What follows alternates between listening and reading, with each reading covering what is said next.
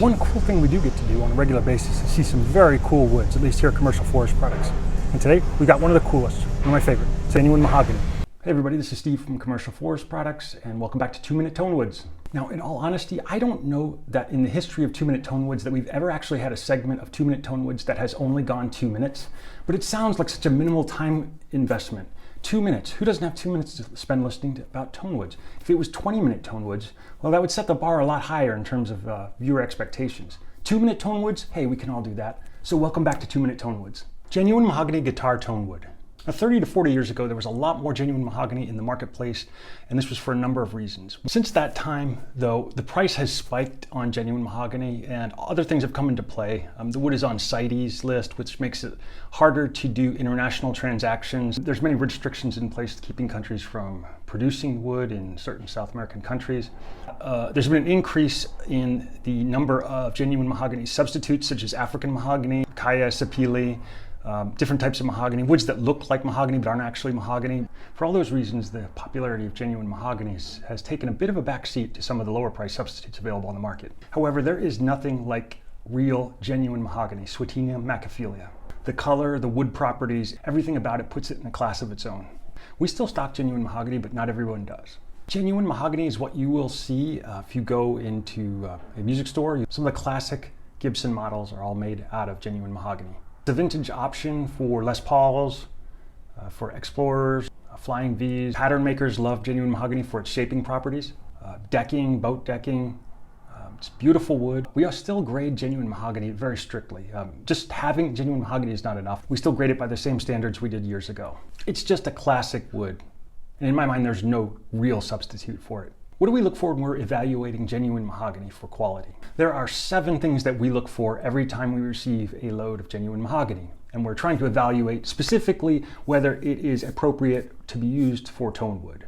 Now, if you're using it for millwork or for exterior doors or other types of applications, you may have more leeway in terms of what you can use. But there's basically 7 things that we're looking for. I've had the yard pull some genuine mahogany billets so I can show you what exactly we're looking for when we evaluate our genuine mahogany for tone wood. Let's head outside and check out those billets.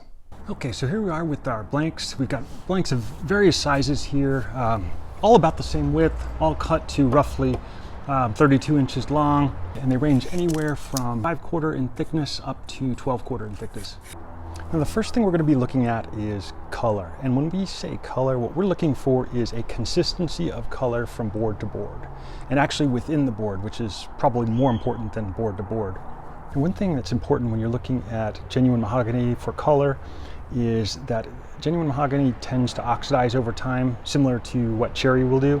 So now these 4 pieces we're looking at right here, it looks like, hey, we've got an array of different colors, but the reality is these 2 have been sitting around a lot longer than these 2.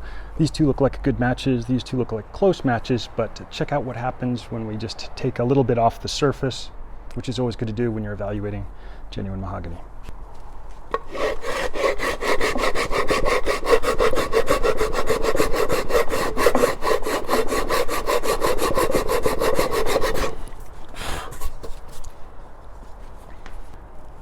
So right here we're looking at a color tone that's very consistent with what you see on the right and left, and we'd see the same thing if we did it to this one here. It's just got a little bit of roughness on the surface, which makes it look darker after it oxidizes.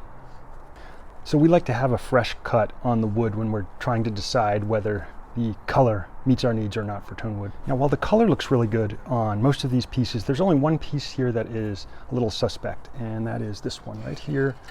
And what we're looking at, it's not even a bad thing really, but on the edge, you've got basically the heartwood here and the sapwood here.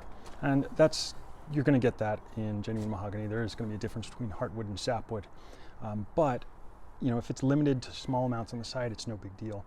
But if the wood is running very sappy, then it probably was not a big enough tree to really cut thick stock from, and probably won't work well for tone wood.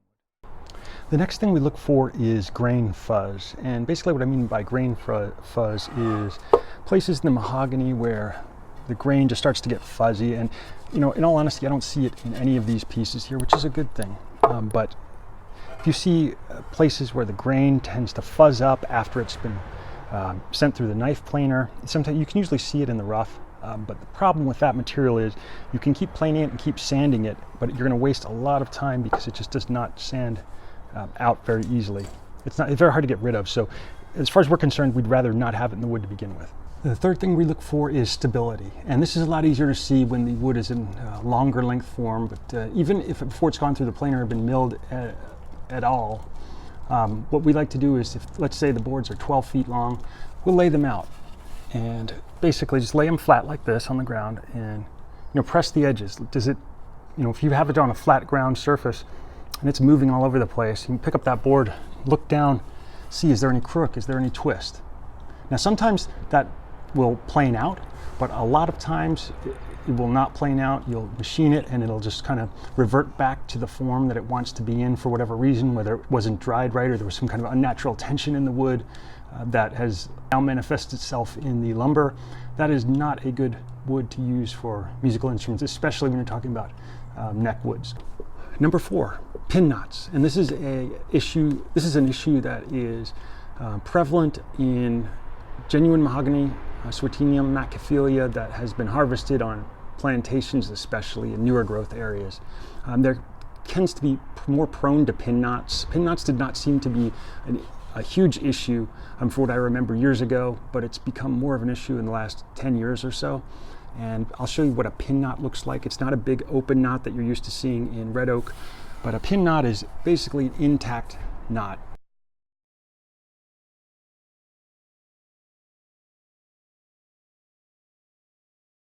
And a neck wood specifically. So right here we have a blank of 12/4, and on first glance it looks great. It's 4 inches wide and 4 1/8. Actually, it looks like we ripped it to 4 1/4. Runs about 2.8 inches thick. Surfaced nicely on one side. The grain is nice and even. However, if you take a closer look, you're going to see pin knots. Here's a pin knot right here.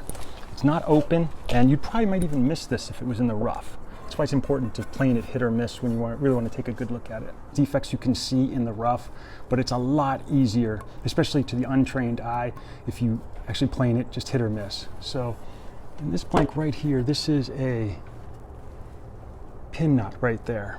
It's not open at all, but if you cut into the wood, it looks relatively harmless here, and you might say, I could let that go. But if you look on the side of this, and remember this is a 12/4 piece of mahogany, what's hiding here on the sides are pin knots here. This is on the 12/4, the thickness side. I see one here, all intact. So this was probably going to go in and get bigger. You see a really nasty one here on the side, and this isn't even I don't know if technically it's probably too big to be called a pin knot, but basically my point is it looks inconspicuous on one side and opens up on the middle. So, coming through the middle, it's not going to be intact. Once you start machining it, adding value to this blank, you may end up having to begin over with a new piece. Keep an eye out for defects like those. This would be fine wood to use for furniture building or millworks, or things where it can be filled. Unfortunately, genuine mahogany tonewood is not one of those applications. Let's take a look at another piece of 12/4, and this time let's take a look at it for grain. Basically we've got a piece right here, 12/4 by 4 1/4 by 32 inches long. Color looks great here, very consistent. What we see is straight grain lines. Looks like uniform grain. Looks good on this side. Looks good on this side. This side looks completely clear. So we're going to look at the actual end grain that we're looking at here. When I hold it up here, we see something interesting. The grain really tails off in an unusual way. If I look on this side right here, it starts off pretty much rift quartered, and then it kind of turns into flat sawn halfway through. Now you'd never guess it from looking at this face. It looks like, boy, this board's going to be rift quartered for sure. But if you look at the end grain, you're seeing something different going on there. And this is not ideal for a neck wood. Number 5, consistency of manufacturing of mahogany lumber.